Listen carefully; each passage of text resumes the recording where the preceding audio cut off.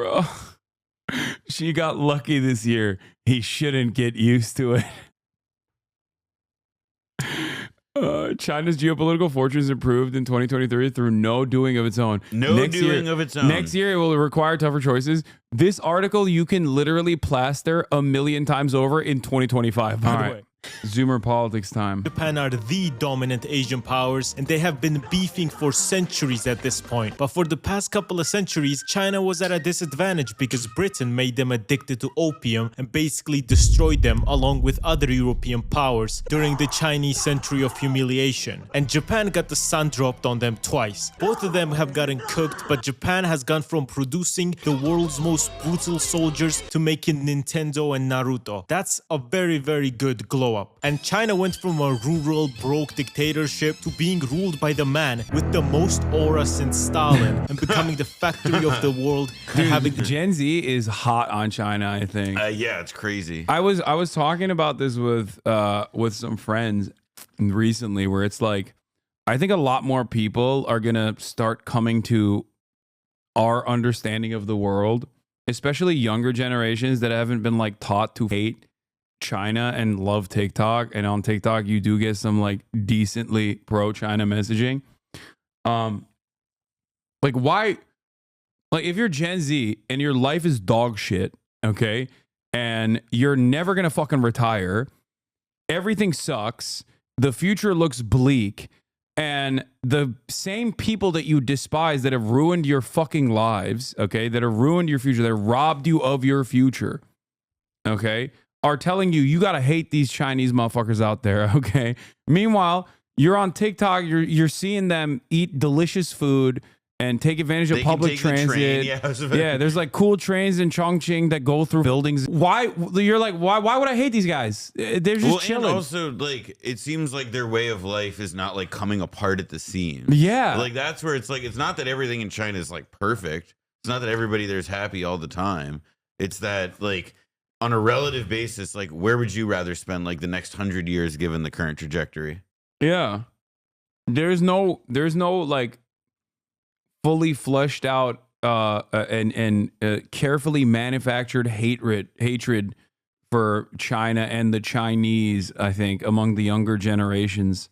The craziest looking, most cyberpunk cities in the world. And to signify the point system and which one is winning, each country's leader will progressively get more of a Chad face as they gain points. Both of these countries love overworking their people, such as the infamous 996 in China, where you have to work from 9 a.m. to 9 p.m. 6 days a week. Now, that is just the average work schedule in Eastern Europe, but it might be shocking to a lot of people. What else do you do all day? You barely have time for sleep. Exactly. Good. There won't be any time for you to start getting first world thoughts, such as sadness or whatever Sigmund was talking about. And honestly, in this category, both of these countries are tied because Japanese people are notoriously overworked. Karoshi is a Japanese word meaning death. I think one of the funniest parts about this is that like we always assume that Americans are just like fat slobs and lazy pieces of shit that all own jet ski dealerships and eat burger.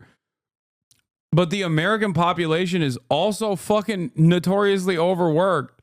It's true. And even if it's like Americans, even if like they're not like in an absolute way like overworked compared to, I don't know, China or Japan or Europe or parts of Europe, Americans like exist in a society and like have a way of life where like the psychological affliction of being overworked and being I mean, like call it the Protestant ethic, whatever you want to, like it like kills Americans to not be working, to not be allowed to work, to not be able to participate in society through work. Yeah.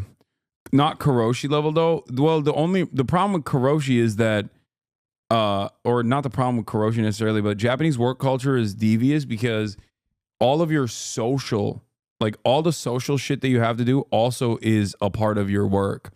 You have to go to drinks. You have to go get drinks with your fucking coworkers after work. And then that also factors into you not having enough healthy personal time. Yeah. And you know, there's not really a lot of opportunities, no quitting, no nothing. Same with Korea too. Yeah. Like Korean culture Korean work culture is also pretty bad too. from overwork, and seeing tired, passed out businessmen in Japan is pretty common. Obviously, this work schedule is not healthy, and seeing as both these countries have a horrible birth rate and a demography crisis coming up, they need to lock in and do something about this. In China, they actually banned the 996 work system, so it's not technically illegal to do that, but China has a big unemployment problem among the youth to the point where a fifth of them are extremely qualified but unemployed. So a lot of these people will accept bad working conditions such as the 996 to have a salary and actually make money. So yeah, it's illegal, but like stabbing is illegal, but people still do it, you know? The standard work week is 40 hours in Japan, but a recent government survey found that 1 in 10 Japanese workers put in more than 80 hours of overtime alone per month, Jesus with Christ. 1 in 5 at risk of karoshi. And there's also this bullshit of pretending to like your boss and having to hang out with them and go to drinks with them. Man, I remember when I was in that call center.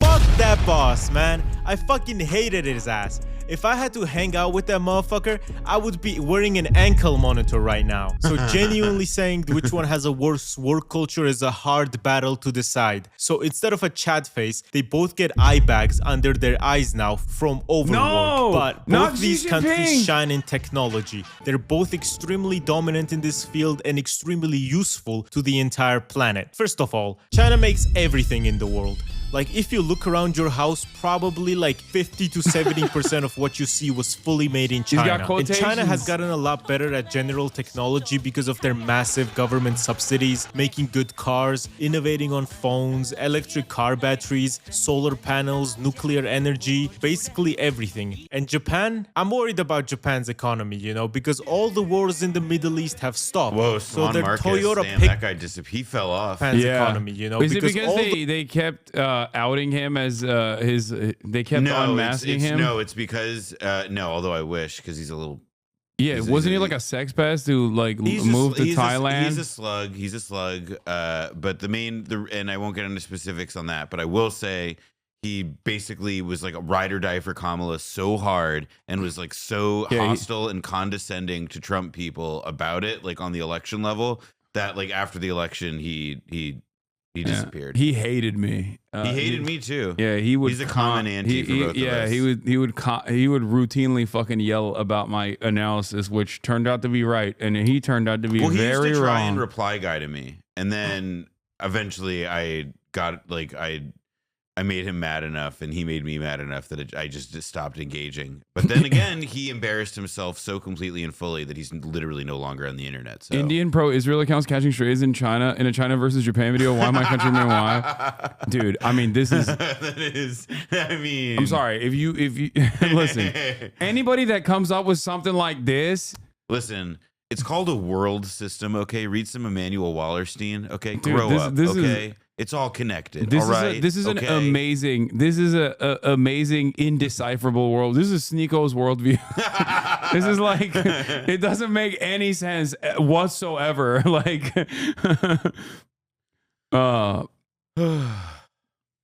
wars in the Middle East have stopped. So their Toyota pickup sales must be down now. Somebody start another conflict in the Middle East. Oh, yeah. Need to lock in. Japan needs to sell pickups. I But would love really, a high Japan low. is amazing Yeah. at technology. PlayStation 5, Nintendo Switch, Sony TVs, Canon, and Nikon cameras, and basically everyone has these for photography. Toyota, Honda, Seiko, and Casio watches. Also, Japan has been Casio. notorious for their amazing train system. But sadly, they got mugged. And not only does China alone True. have 2/3 of the world's high-speed rail network, but they also made faster trains than Japan recently. Japan does lead in robotics and precision manufacturing, but China leads in like everything else, man. Like AI, 6G, electric cars, solar panels, and they're literally the only reason why solar panels are cheap now. And also, they're doing this while under like severe competition restrictions from the United States of America.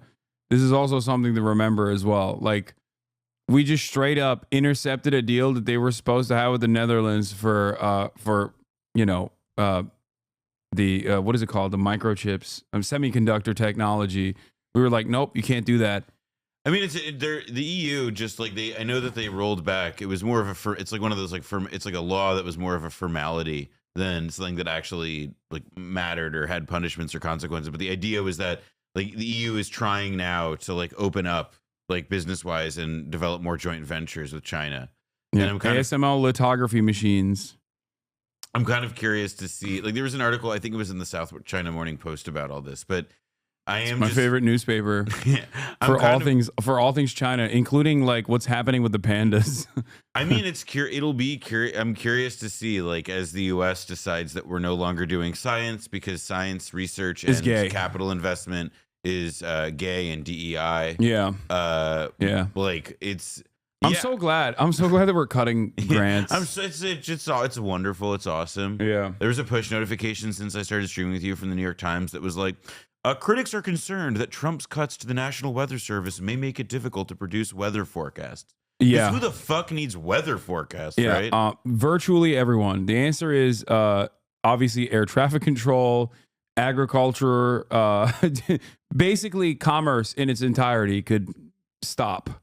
It could come to a grinding halt if we can't accurately predict weather patterns due to the NOAA and NWS funding cuts.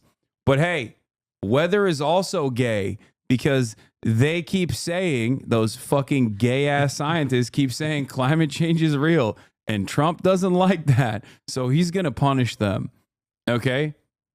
Good stuff. So if everything made in China suddenly disappeared, most of the shit in your house would disappear. And it would look like the True Detective house without the mattress. So while Japan put up a very good fight with amazing technologies, China does win this one. But who needs mass scale technology when you got the vibes, man? Japan is notorious for having the best vibes ever. And just I'm going to be honest, I think this is also going to change.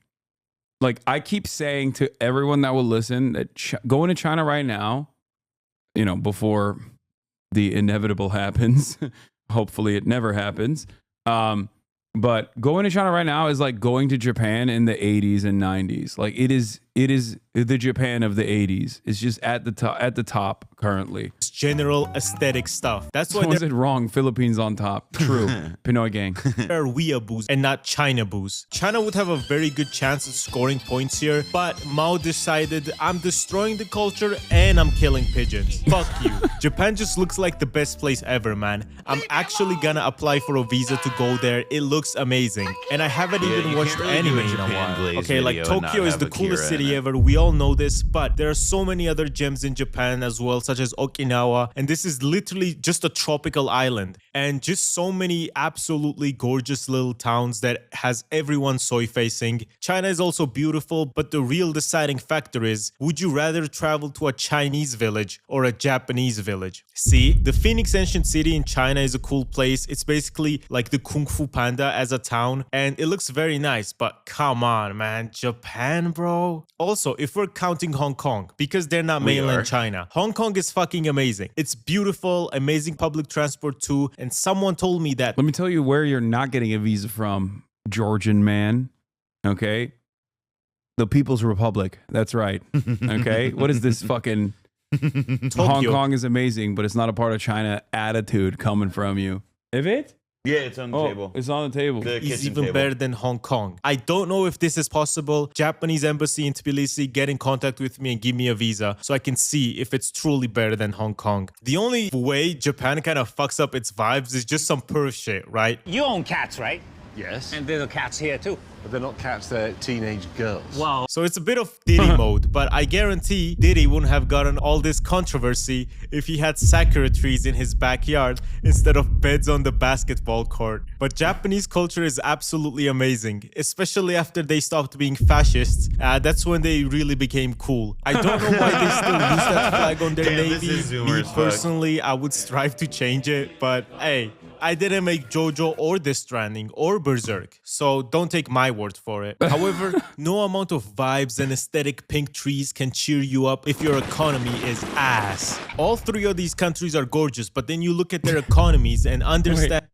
World's angriest country. Ass. All three of... Hey, yo. Chill, bro. Chill.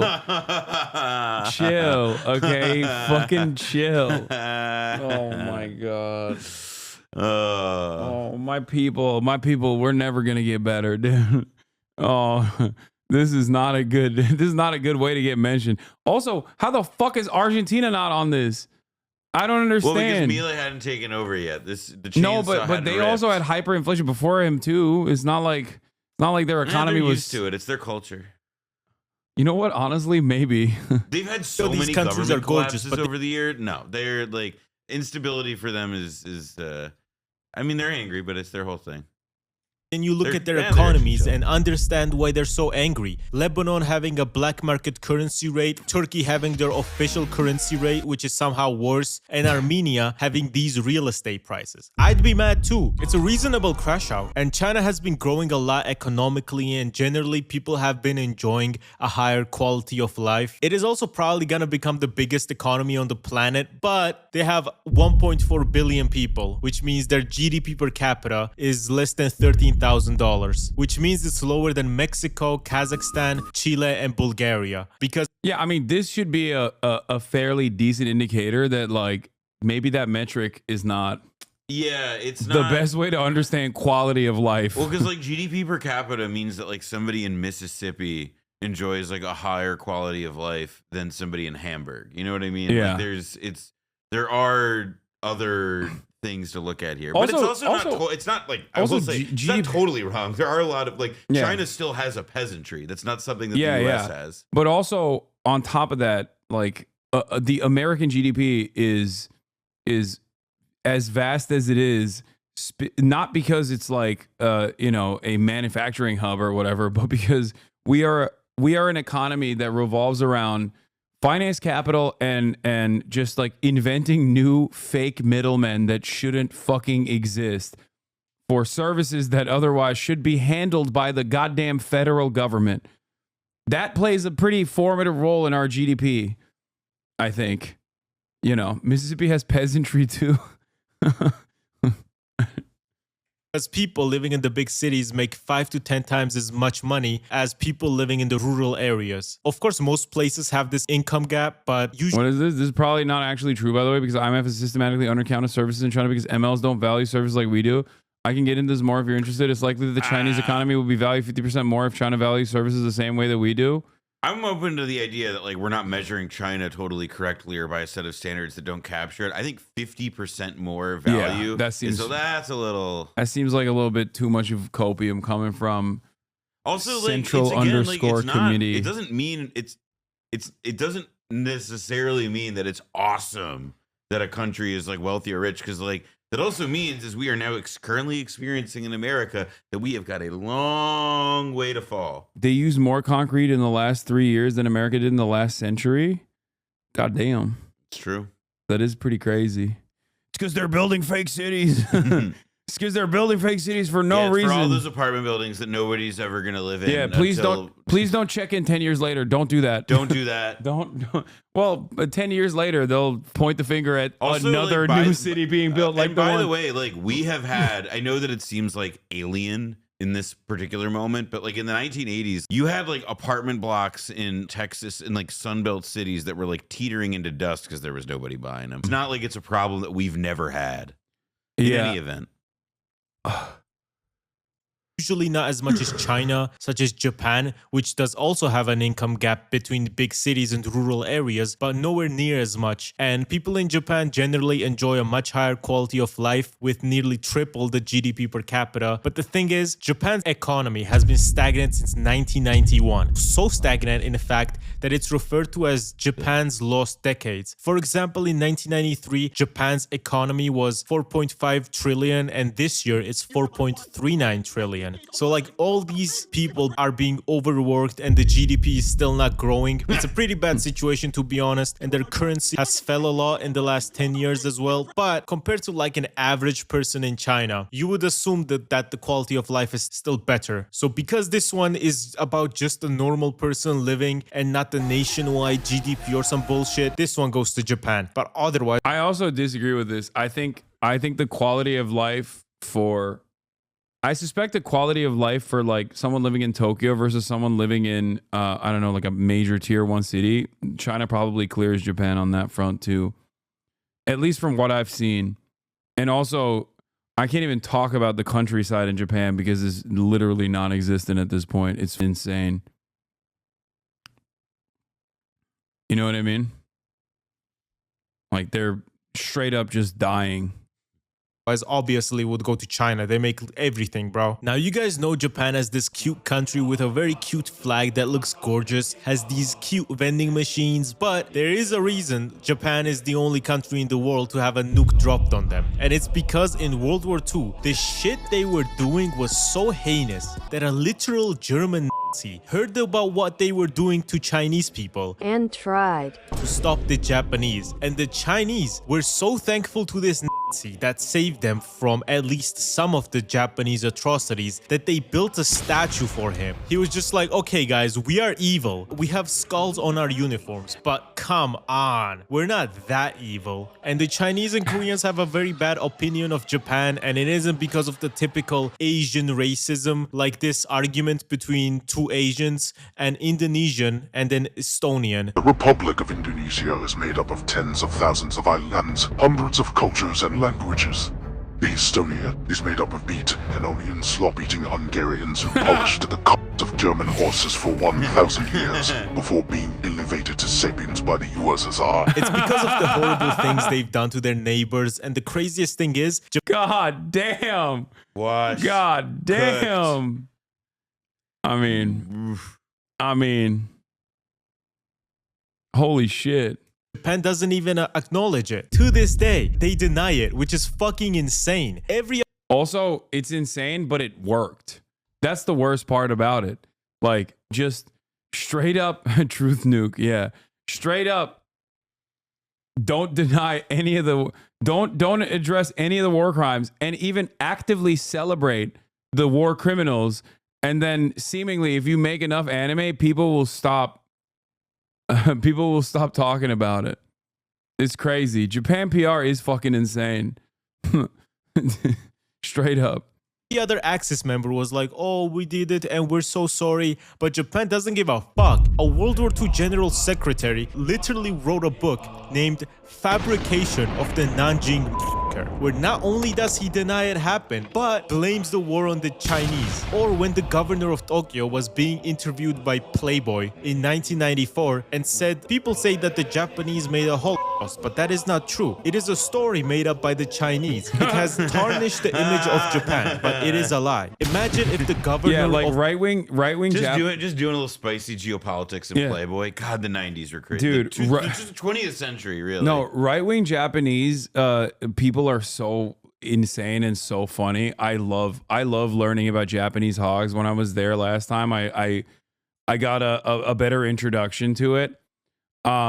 There's this attitude that like the Korean comfort women was also made up. Like they claim that it's also made up, and that the Koreans made it up to like get reparations from the Japanese, even though they still kind of deny it. But also simultaneously, there is like some pay. I think there's some payment structure in place. But that attitude, I've talked about this before. That attitude is now amongst the new right wing movement growing in Japan, has seeped into Assassin's Creed. And they think that because of Yasuke, a famous retainer, like the Black Samurai Yasuke, which has been featured in Japanese art for many, many years, like centuries, has now, by the new Japanese right, considered as like a fake, nonsensical thing, because they think they're trying to do BLM, that Assassin's Creed is trying to get the Japanese to pay reparations to black people and let in African migrants into Japan. Oh, wait, sorry. Okay. It's finally when you connected to the immigrant thing. I actually did hear about this. Yeah. That is, there is like a new, like there was recently a parade that was, they love parades. Japanese people love parades. There was like a xenophobia parade, essentially. Just like, because also like the problem is also that Japan is a fucking like, it's like the biggest tourist destination. Yeah. Probably in East Asia. Yeah, they fucking hate that shit too. Yeah, and it's a big it's a bit also, of a contradiction there. Also, to be fair, like I kind of get why they hate that shit. I mean, look at Johnny Somali and all these fucking goddamn streamers, cake streamers especially, going to Japan and fucking it up. I'm sorry, you are missing the OG Japan. Don't do that live stream, dude. Moment which is obviously the Suicide Forest. Oh yeah, that's true. Oh, Logan Paul, you're right. And playing the Pokemon with Asian people. Yeah, the new crop of live streamers have made me forget that They forgot their elders. They Yeah. forgot the people who were racist and then had to do multi-part apologies who came before them. someone's gonna make a movie about Logan Paul eventually doing that in Japan. I'm not ready for that. That's when I'm gonna know I'm old. Berlin said this, bro. It would be fucking insane. But all of this does not matter if you're living in a society that isn't free. China does not get a lot of party switches. It's always just the CCP. And the main changes that are their policy changes. So they've been in power for 75 years straight. Isn't that crazy, guys? While on the other hand, Japan's ruling party, the Liberal Democratic Party, has only been ruling for 69 years. Take that, China. They've been Yeah. Dude, that was a really I always love pointing that out to people that are like, China is not a democracy, unlike Japan, which is a democracy, even though they also have a one-party rule, which is different in China when it's a one-party rule. Whereas in Japan, it's cool because the CIA, because America wanted it that way. Sony, Casio, Yeah. Yeah. Well, I guess not that different from Korea either. No, it but just seems weird that whenever America has a foothold in your country and basically uses it like a fucking fleshlight, okay, for its military operations against the bulwark of communism, it turns out that you have a very similar structure. One party rule dominated by, what's the Japanese term for it? That also exists in Korea too. The Chaebol, but originally it was what is it, Zaibatsu? No. Yeah, Zaibatsu. Yeah, Zaibatsu. Sorry, not a fleshlight, but a tenga. America uses Japan like a tenga. Yeah. The Zaibatsu structure, which is not dissimilar to the Chaebol structure. Well, it's interesting because there are differences. Like, so for example, like the way South Korea resolved that was that it was basically just a military dictatorship until like the 80s. And then like what happened subsequently though is that like their system has been set up so as to almost have like a kind like it's like, I mean, it produced the instability that we just saw because basically it's one party in, one party out, one party in, one party out because of the whole term limits thing. Like it feels like they're two different ways at like entrenching the same kind of establishment and political economic structure. Yeah. Korea one time had a liberal takeover and talked to the North, went right back. Yep, Moon Jae-in. Yeah. You know, I mean, Donald Trump's going to unify Korea.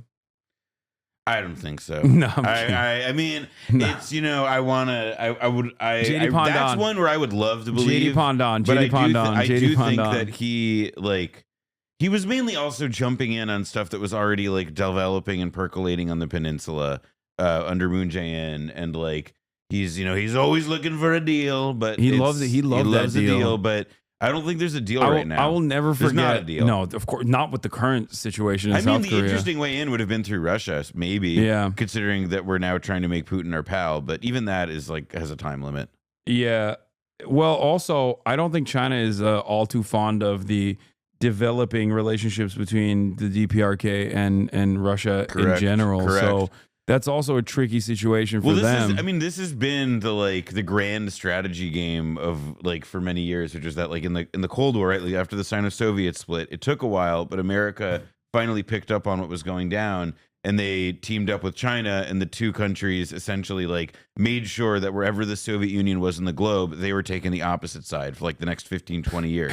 Yeah. And so, I mean, now you see the kind of same thing where it's like, all right, like, well, China and Russia are, you know, nominally friends, part of this like grand strategic friendship that they announced not long after the Ukraine invasion.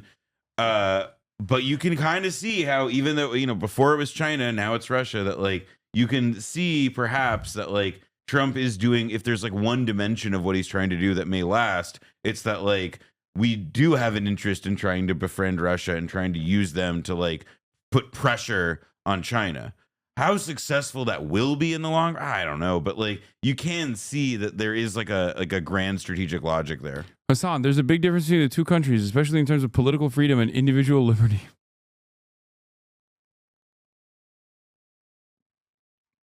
You're right. I'm sorry. I apologize. I didn't look at the National Endowment for Democracy backed metrics for freedom before saying the things that I was saying. You're so right. This chatter, if he was subscribed, would be able to send me that link from the Wikipedia page that will summarize the freedom index that is paid for by the National Endowment for Democracy, which is a CIA funding scheme. Formerly, now defunct. It's gone. We got rid of it. Well, nope. Amy Covid Barrett saved it. Oh, right. Oh, yeah. Well, did you see how that she saved it though? How? It's not ideological. I thought it was like, oh, Amy Coney Barrett siding with the moderates. Apparently, they appealed the Trump people. I'm not kidding. The Trump people appealed the wrong order in their like. Oh, it was a process. Yeah. Decision. Oh, I didn't know that. That's what there was an article in Vox that was very difficult. That was not well written, but like somebody pointed it out to me, and it's true. Like there was an error, which is awesome. It's very funny. God, they're so incompetent.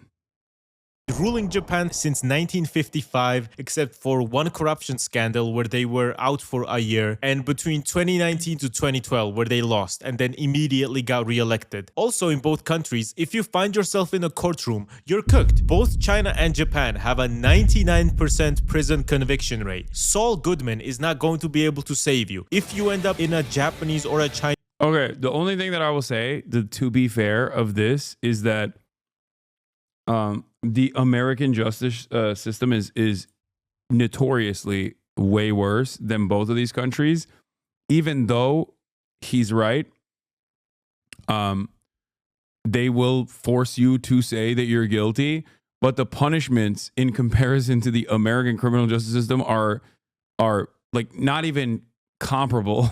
There are people who stole candy who are serving like life in jail. Yeah, like that's not a lie. That's not cap. Like that is a like more or less like that is like the state of play in parts of this country. Yeah, we have a much worse prison system than every other country, I would say. Like maybe, I don't know, like people say like Russia.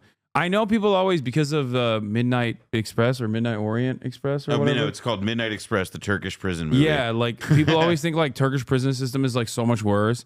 And there is a lot of political repression, political persecution in Turkey, of course. Like there's no free speech or anything like that.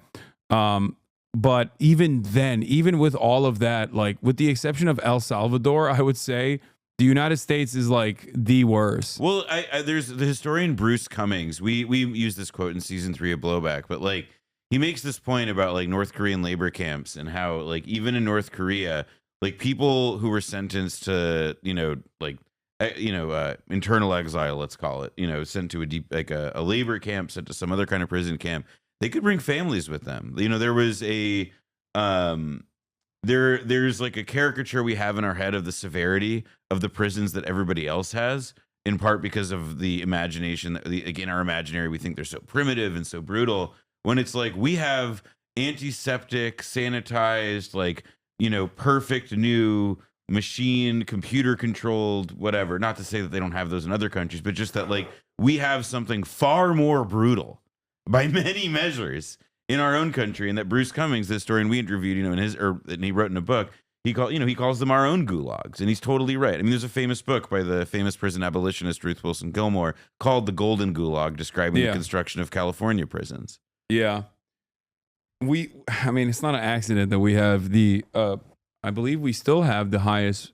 Maybe El Salvador might be beating us now, but we did have the highest prisoner density, prisoner per capita. I think we can say like America's prison system, at least to me, like when we say something like it's the worst one or whatever, it's in part like it's a numbers thing. Just like we're a huge country, we imprison a lot of people, but also like the breadth of the injustice and how we use our prisons to solve other problems. Yeah. Combined with the fact that poverty, in many circumstances, just simply abject poverty, slavery, and also employment that we use. We put prisons in places where there's underdevelopment and uneven development, and we use prisons essentially as like a labor suck, but serve no other and for-profit prisons, of course. I mean, a minority, but a still present and meaningful part of life here with core civic and the like. Yeah. Chinese core, you are cooked. However, where Japan really beats China is the fact that Japanese people can go on YouTube and watch this video, while Chinese people need a VPN to watch this. The Great Firewall of It's not bad. That's good for them. It's keeping. I think there might have been a time when it was, to make sure that there wasn't propaganda and CIA initiatives like the curb back. But I think now, every day I log on to Twitter, chat, and the things I see on there are abhorrent. Makes you think maybe the Chinese had a point. Yeah. Maybe they had a point. Maybe they knew something about the internet we didn't. I don't know. Every day I fucking log on to Twitter and I think to myself, perhaps the Chinese were right. Okay? Why the fuck would they ever entertain that kind of shit going into their social medias? You think? I don't think there's no Chinese Aiden Ross as far as I know. No, because he'd be in fucking prison. He would be in prison. He would be in prison. He would actually so just hard. be in prison. He would have already been rehabilitated, talking about the fucking glorious. Yeah, Chinese Aiden Ross would now be like forced to spend years like apologizing to women. Yeah, in front of crowds of people. He would make Puyi look like a terrible story where no rehabilitation happened. Okay, like he would. Yeah, he would make Puyi look like a villain. The Chinese Aiden Ross, respecter of women. Chinese Aiden Ross is like planting trees with little kids. Yeah, he's like emphasizing his reform. He's saying donating all of his earnings to Nanking Restoration Project or whatever, and like explaining that giving like presentations on the dangers of internet. Yeah, like why too much internet bad for kids. And also how like eventually he was like. He eventually learned how to read after like a large like chunk of his life not knowing and being confused by letters and whatnot. He could maybe even, like Xi Jinping, go to the countryside and then come back and become a powerful party member and a valuable part of the Communist Party of China. That's all I'm saying. Like Xi Jinping, they actually are like straight up when we think about like who needs to go to the countryside in America. Yeah, kick streamers. Absolutely. First on the list. Yeah, just like most social media content creators that are outwardly right wing. For sure. You gotta work at the farm a little bit. You know what I mean? Just a little bit. Just like pick onions. Yeah, write every day about all the counter-revolutionary sentiment that you have in your heart.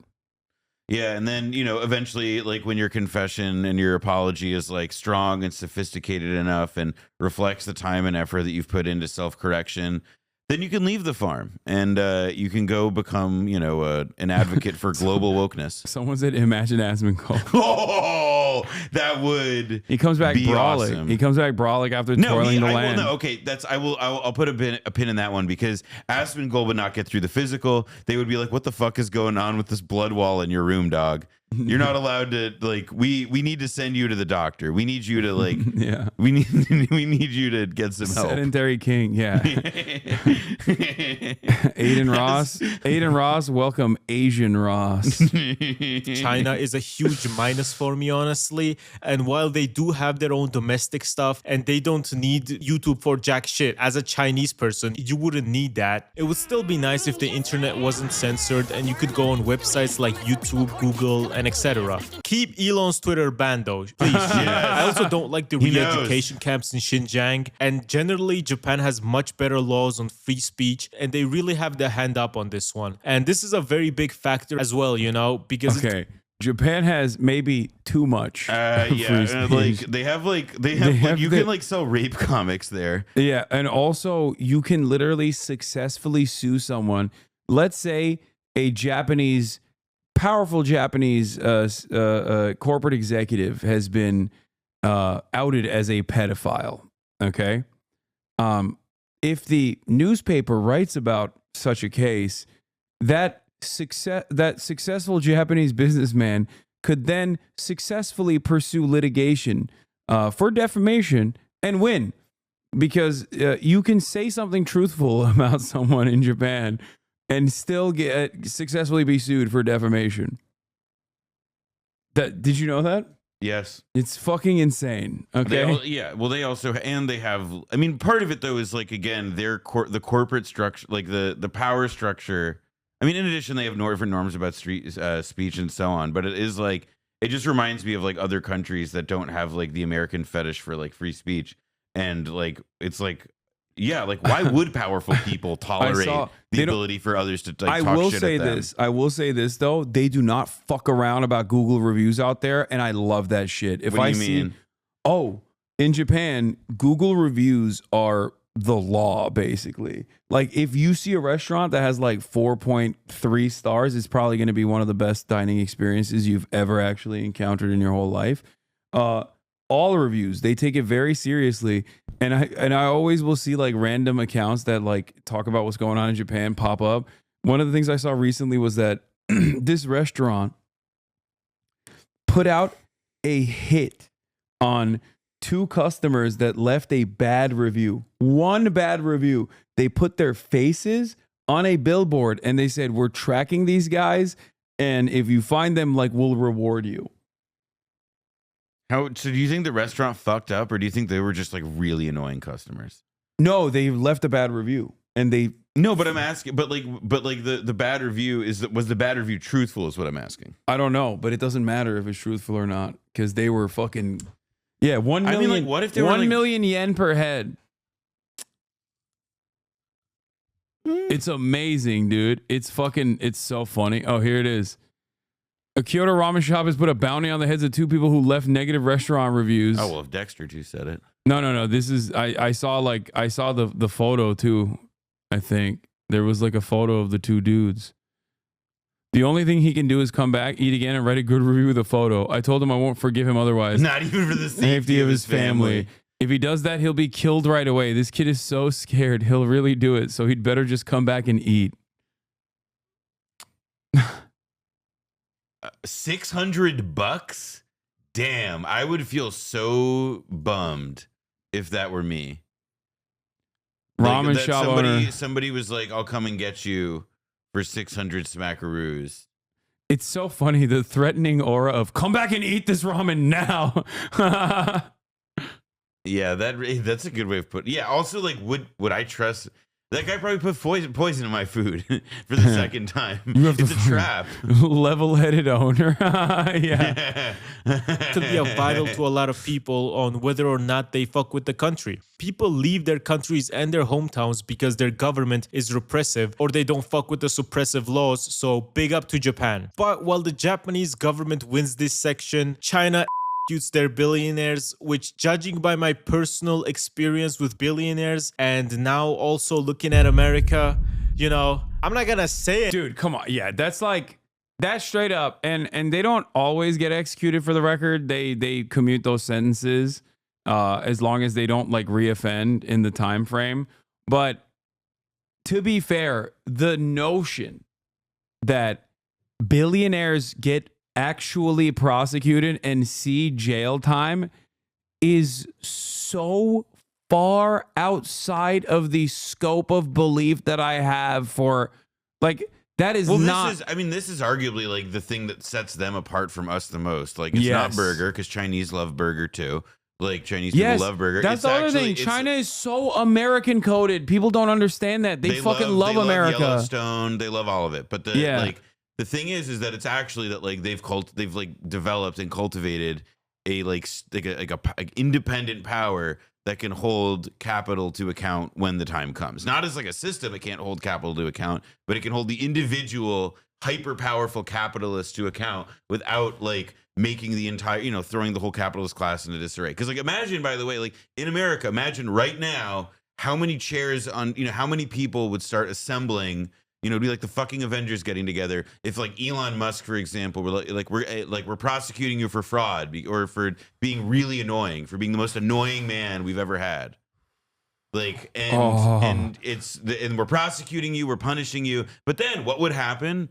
Jeff Bezos, Mark Zuckerberg, everybody at the Trump inauguration who was there to fillet him would show up and or you know the or you know and the surrogates for everybody else, the whole thing, they would align, and it would be impossible. My other It's already thing- barely possible to like prosecute people for rug pulls. My other favorite thing that they do is also they just basically do this and go Chinese Prosperity Fund now.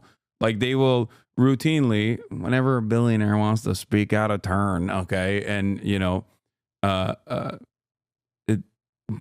criticize the Chinese Communist Party, they'll go up and they'll say, "Hey, it's time to add to the Chinese Prosperity Fund." They do. They actively will go after wealthy people when they feel as though their wealth is now a threat to the power of the government. Americans think about that with a fucking 1997 Honda Civic as the only thing that they have to their names and go, "That's terrifying. That's fucking terrifying." What? Like, don't worry, big dog. They're not coming after you. You know what I'm saying? Like, that's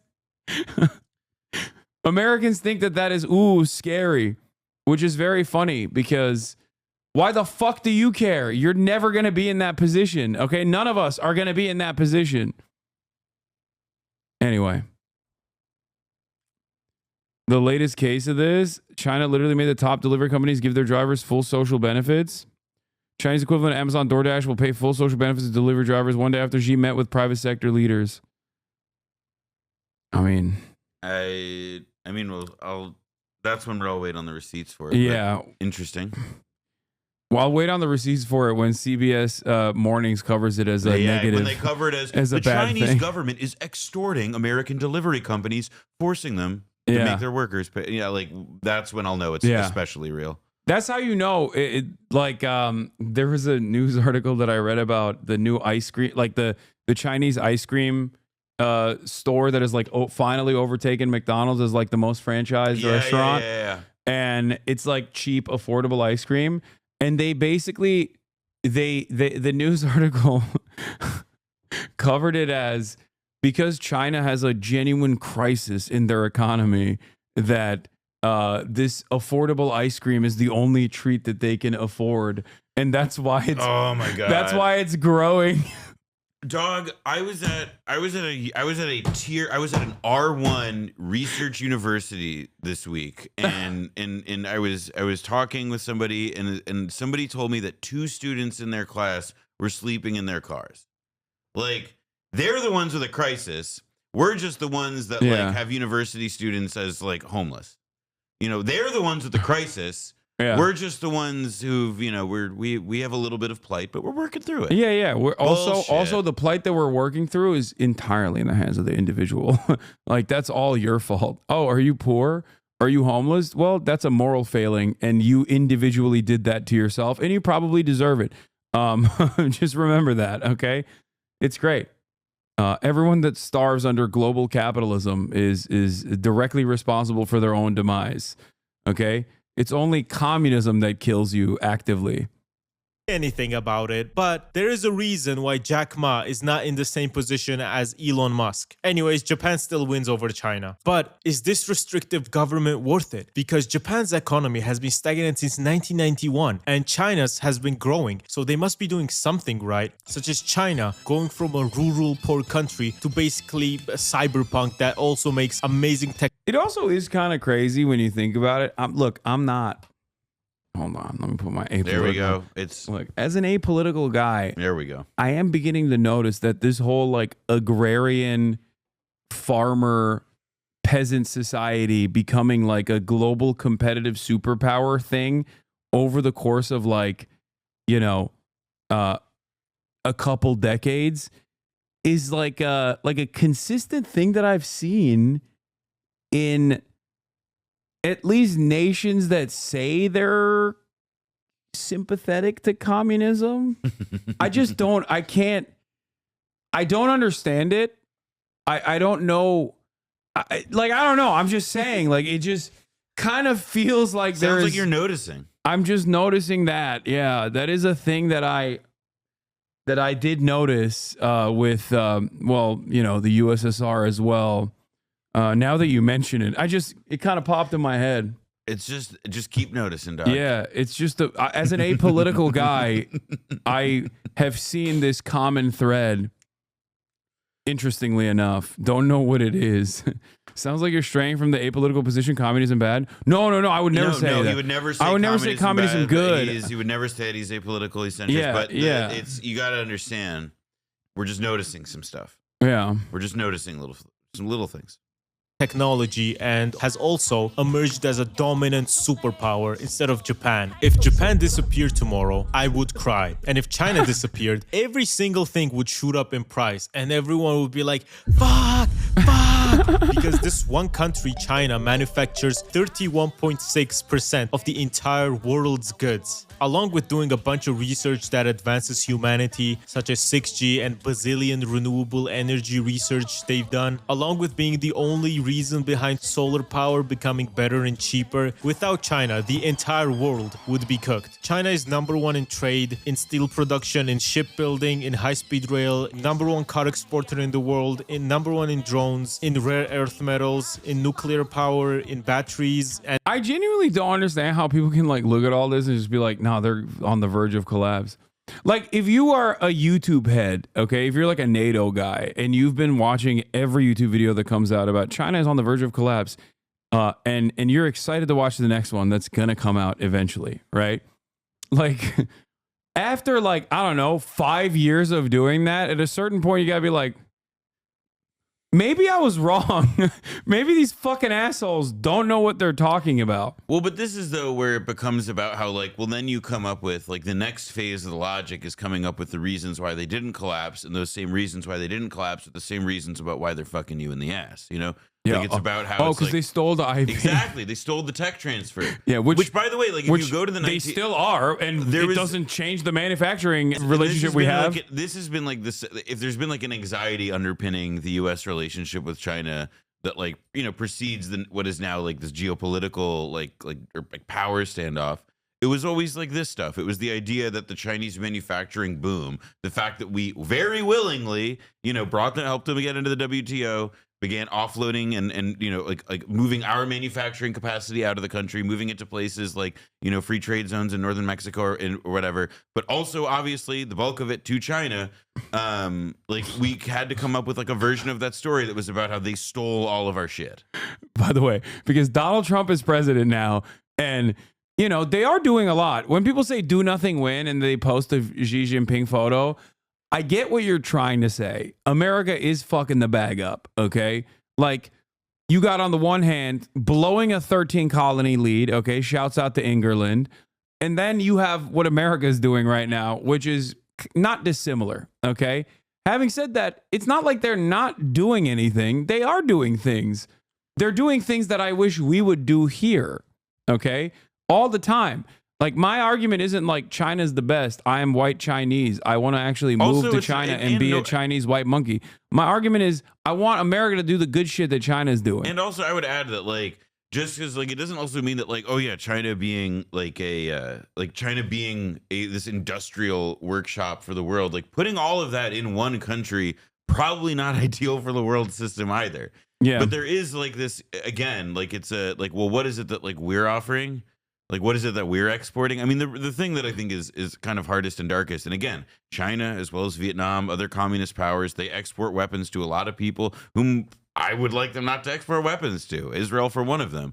But again, like, what is the country and which side of the globe is right now, like, like banging on about having this gigantic, like, military, like a reinvestment? Where is our, like our financial services, the capacity and finance that we developed for ourselves to help afford, better quality of life for different American citizens, giving them the ability to take on debt that other countries' citizens don't necessarily have. Well, now we've got crypto. Now we've got we've got the AI stonk game. We've got there's just it's just getting increasingly shittier schemes. And so it just ends up it's like, yeah, like, is the Chinese system perfect? Do I got criticism? No. Do I have criticisms of it? Absolutely.